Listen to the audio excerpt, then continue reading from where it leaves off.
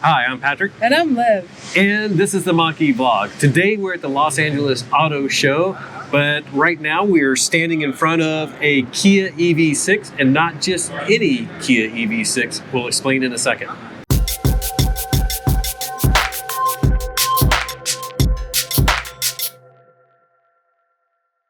So if you see on the screen behind us, it's sort of explaining why this is a special Kia EV6. This is the one that they use to set a Guinness World Record of the shortest amount of charging time for an EV that's driving across the US. It was 7 hours and 10 minutes of charging time for a 2,880 mile trip. So pretty cool.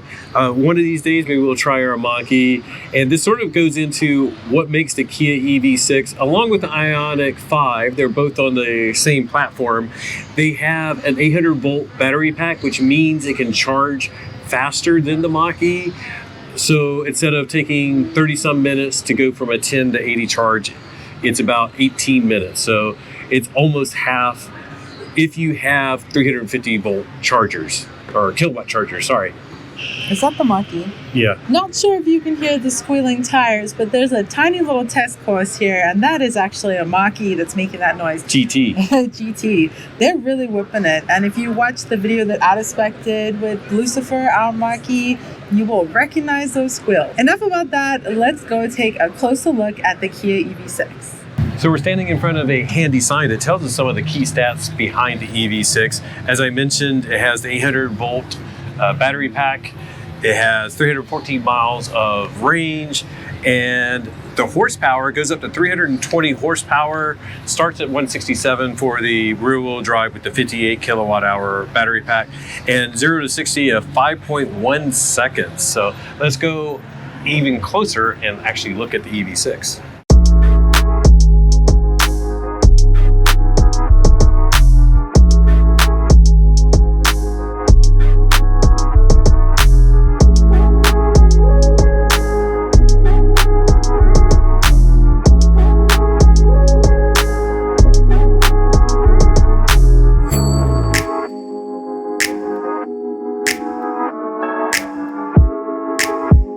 I recognize these door handles. Is that the Hyundai has a similar one? Yeah, Hyundai and Kia are like sister companies. Oh, interesting. And look at the same kind of dash panel here. Yep. This is gorgeous. Oh no, this is really gorgeous. Oh my gosh, I like this so much. Look how much space my legs have. Wow. There's a lot of room underneath the center console. There's a lot of room. It's like everything that I like about the Hyundai Ioniq 5. But wow, look at these design features. This beautiful texturing on the dash. This brushed metal effect here is absolutely gorgeous. Not side-by-side cup holders, unfortunately. And some piano black here, but that's okay. And a very Mach-E reminiscent dial, which I honestly really like. Is that for the shifting? Yeah. Yeah, isn't Looks that very cool? much like a Mach-E there. Yeah. Has a push button to start, stop it. Yeah. And a push park button.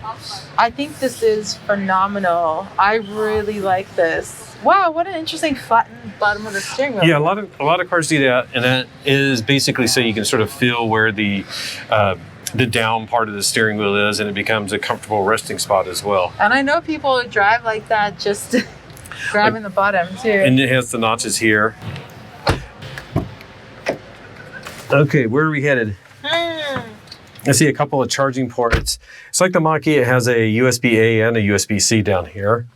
I'm headed to make my seat perfect. For me, I think this is phenomenal. I love this. Really love this interior. How about you? Yeah, it looks very nice. It's sort of weird how this is almost like floating. Yeah. But it means that there's a lot of storage under here. And I like that there's one EV we looked at, I can't remember which one, but there wasn't anything to stop stuff from rolling from one side to the other. That's smart. I love that this feature over here, this crisscross pattern, is echoed over here in opposing lines. And let's see what this looks like in here. Wow, that's really nice and sturdy. By the way, I figured out the lights up here. Check this out. You can touch it. That's so trippy. That's cool, actually. Patrick was messing around pressing all the buttons, and then that's how that works. And oops, I just want to look in here. It's a little bit really nice. Too much piano black. Most certainly, yeah. And it's where your hands touch, so that'll be a lot of scratching, especially like around the cup holders and the door handles. Too much piano black for my taste. It's interesting though, because seeing other vehicles in such quick succession, we saw so many fingerprints on the Subaru Solterra. So whilst there is a lot of piano black here, there are also like finishes that will discourage fingerprints. Like this completely discourages fingerprints. This screen, I don't know how much you actually touch it. This will be your infotainment system and climate control, I believe. So make that matte. And then we have dials. We have dials over here, and we have buttons over there. Ooh. So it's actually, whilst there's piano black, the areas that you touch are a little more considered. I actually really like that. Climate control here. Yeah. Weird location. It is. And also, isn't that fun? Your seating is facing you. So while you have the fan on and the heating on, which is very easy to understand, you have yours as well, and they're facing your direction. So yeah, I really like little features like that. Kudos. So it sounds like it looks like it has ventilated seats as well as heated seats. Yeah, exactly. And then a heated steering wheel. Like that's all very, very clear. Yeah. That's nice. That's really nice. In the back, if you want to switch to that view, looks like there's a decent amount of storage. We're actually quite far forward. There's a big gap between the rear seats and here. Plenty of leg room in the back with the seats up. And then if we had to fit your trike back here, I think it would fit fairly well. Yeah, I mean, not like we're looking for another vehicle that can hold the trike, but I really do like this interior a lot. It's a lot of us just comparing to our Mach-E. This will be a competitor to that. And it has some advantages and disadvantages, as with every car in this segment. But I like it a lot. It's pretty cool. I'm not sure if I like the design on the outside. When I first saw it, I absolutely did not like it. But seeing it in person, I think it looks better. So should we hop out and take a look at the design? Yeah, but quickly, I do want to point out, look at the seats. That headrest is really beautiful. Yeah.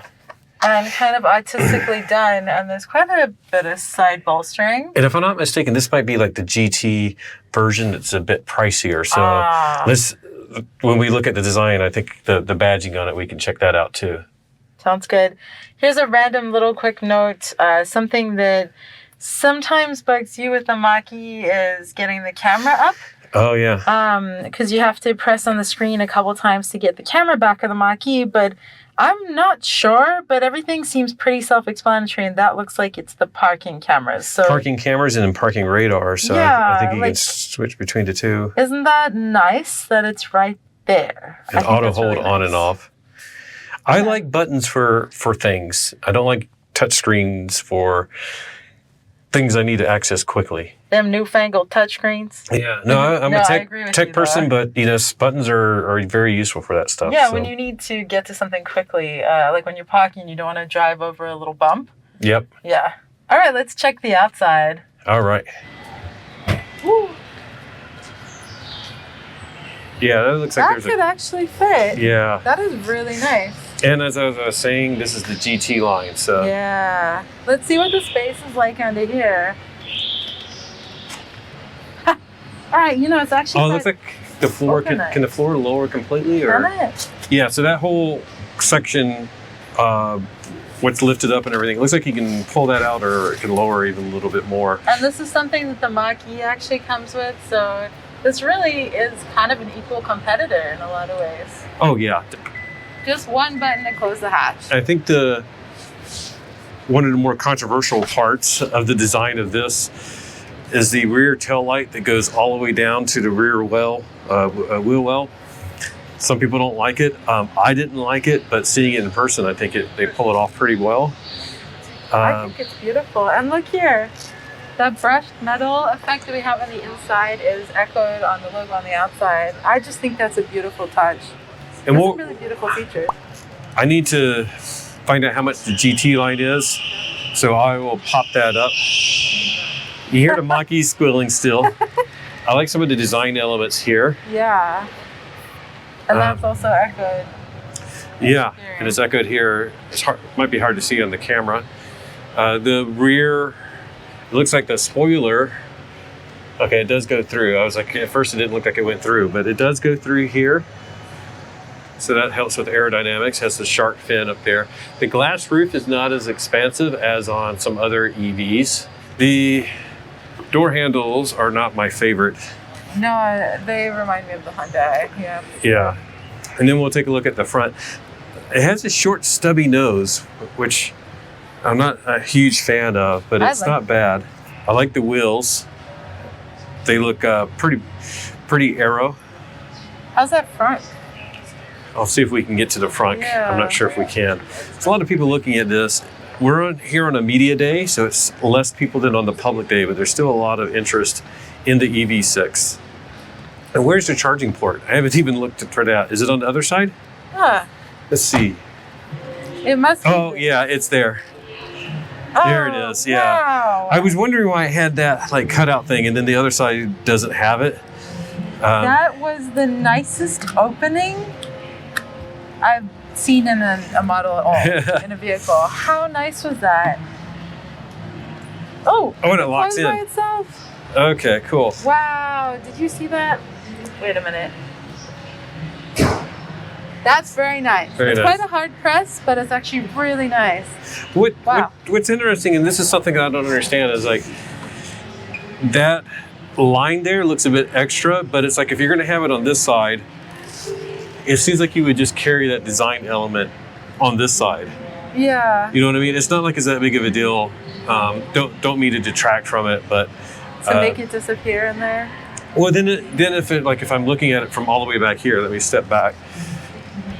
It would be symmetrical because So right now it's not. What is this? Because that's asymmetrical. Yeah, no, there's always asymmetrical. Like the Mach-E has a charging port on the left side, but nothing on the right side, which I'm glad they didn't carry that on. But just like if I were sitting here in traffic, it just looks a little bit weird that it's asymmetrical. We also got to be there for the grand reveal of their new concept vehicle, the EV9. This one is based on their design principles of opposites united and the water element. We'll put some details about this new design philosophy down below. The water element ethos sort of plays into the similarity between the Fisker Ocean and this vehicle. They are actually looking at using sustainable and ecological materials for the interior, namely recycled plastic bottles and recycled wool fibers, also vegan leather, just like the Mach-E. So, I think it's a pretty good Mach-E competitor, a pretty good EV. Impressive charging stats, impressive mileage. The pricing, I think it's slightly more, but it looks really nice. Yeah, I have to be honest, I really like the cabin. I really like it. It's gorgeous. It feels really nice. I do miss the full expansive glass roof though.